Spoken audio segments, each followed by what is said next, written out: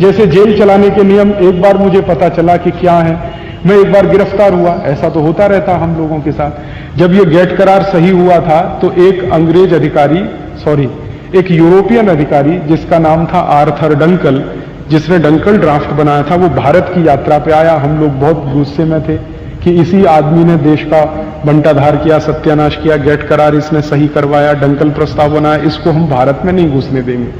तो हमने दिल्ली एयरपोर्ट पे उसकी पिटाई की थी। मैं थोड़ा अहिंसावादी हूं, लेकिन उस दिन मैंने अहिंसा छोड़ दी थी। आर्थर डंकल को हमने जूतों से पीटा था और एयरपोर्ट के लाउंज में पीटा था, पुलिस के सामने पीटा था, और उसको हमने भागने के लिए मजबूर कर दिया था। वो भागा था लाउंज से और रनवे पे दौड़ गया था।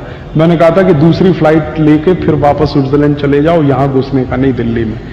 तो पुलिस ने गिरफ्तार किया क्योंकि वो भारत सरकार का मेहमान था।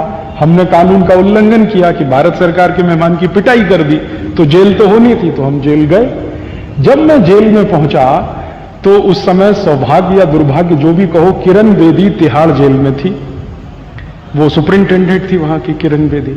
तो जब हम गए तो वो सब नाम नोट शुरू हुआ, जैसे मैनुअल्स में लिखा हुआ ना कि नाम कैदी का, बाप का, उम्र वगैरह सब। फिर ये कहा उन्होंने कि आप अपने कपड़े उतारो। एक पुलिस ऑफिसर आया, उसने कहा कपड़े उतारो। मैंने कहा क्यों भाई? उसने कहा आपका बॉडी मार्क चेक करना। तो मैंने कहा बॉडी मार्क आप चेक करोगे, मैं बता देता हूं, कपड़े क्यों उतरवाते हो मेरे? तो उसने कहा रूल है ये यहां का। मैंने कहा भाई बड़ा विचित्र है, तुम पूछ रहे हो, मैं बताता हूं मेरे बॉडी मार्क क्या है। मैं बताता हूं कि मेरी दाहिनी टांग पर तिल है, कि मेरे पैर में तिल है, कि मेरे कान के पीछे है या मेरी आंख के पीछे, मैं बताता हूं, तुम लिखो इसमें। उसने कहा नहीं साहब आप बताओ जरूर, लेकिन मैं आपके कपड़े उतरवाऊंगा और इसमें लिखा जाएगा कि मैंने कपड़े उतारे, चेक किया, तब वहां मुझे उनका बॉडी मार्क मिला। तो मैंने कहा मैं नहीं उतारूं तो उसने कहा कि मुश्किल हो जाएगी आपको भी मुझे भी। तो मैंने कहा मैं यहां आमरण अनशन पे बैठ जाऊं तो उसने कहा मेरी नौकरी चली जाएगी। मैंने कहा ये मेरा जो भारत देश में आजादी के बाद संविधान लागू होने के अंतर से मुझे जो मौलिक अधिकार मिला है वो आप अनहन कर रहे हैं उसका। तो उसने कहा भाई मौलिक अधिकार आप अपनी बाजू में रखो, मुझे बॉडी मार्क चेक करना।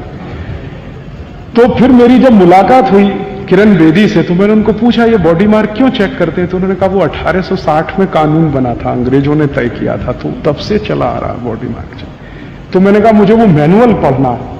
तो उन्होंने कहा और क्या करोगे आप यहां आके, यही तो खुरापात करोगे, शांति से तो रहने नहीं दोगे। मैंने कहा आपने गलत आदमी को गिरफ्तार किया, अब आप मेरे जैसे आदमी को यहां रखेंगे तो कुछ तो सहन करना ही पड़ेगा आपको, नहीं तो मुझे रिहा कर दो आप। तो उन्होंने कहा वो तो जल्दी हो नहीं पाएगा। तो मैंने कहा मैनुअल्स मुझे देखने हैं कि ये 1860 में अंग्रेजों ने तय किया, तो क्यों तय किया?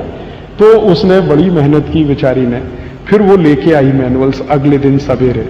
वो मैंने पढ़ा तो उसमें लिखा हुआ था कि भारत का कोई भी कैदी अंग्रेजी अधिकारी के लिए कैदी से ज्यादा गुलाम है और उसका अपमान होना ही चाहिए, इसलिए आपको कपड़े उतरवाने पड़ेंगे।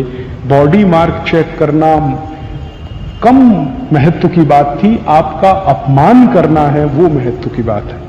तो अंग्रेज अपमान करते थे हमारा क्योंकि हम उनके गुलाम हैं, तो गुलामों का अपमान कदम कदम होना ही चाहिए ये अंग्रेज मानते थे, नहीं तो गुलाम भड़क जाएगा। अंग्रेजों की थ्योरी थी कि जिनको आप गुलाम बनाते हैं हर कदम उनका अपमान करना आपका धर्म है, नहीं तो वो गुलाम आपके खिलाफ बगावत कर देगा।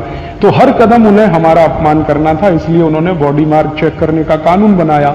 और हमारी ये मूर्ख सरकारें 54 साल में उस कानून को बदल नहीं पाई आज तक, वो आज भी है कानून। खुदा न खास्ता गलती से आप किसी दिन गिरफ्तार हो जाएं और आपको जेल जाना पड़े तो आपका भी बॉडी मार्क चेक होगा, भले ही आपको कितना ही अपमानजनक लगे। और यहां कोई मानवाधिकार संगठन ये सवाल नहीं उठाता कि बॉडी मार्क क्यों चेक किया जाता है। जब कोई आदमी सामने से बताने को तैयार है कि मेरे ये बॉडी मार्क हैं, फिर आप उसको चेकिंग क्या कर रहे हैं? तो वो चेकिंग से ज्यादा आपके कपड़े उतरवा कर आपको नंगा करना, ये आपके लिए अपमान है और उनके लिए स्वाभिमान है। वो सिस्टम उन्होंने चलाया, वही हम चला रहे हैं पूरे देश में। नहीं बदला कुछ भी, जेल मैनुअल्स के एक भी कानून नहीं बदले गए इस देश में।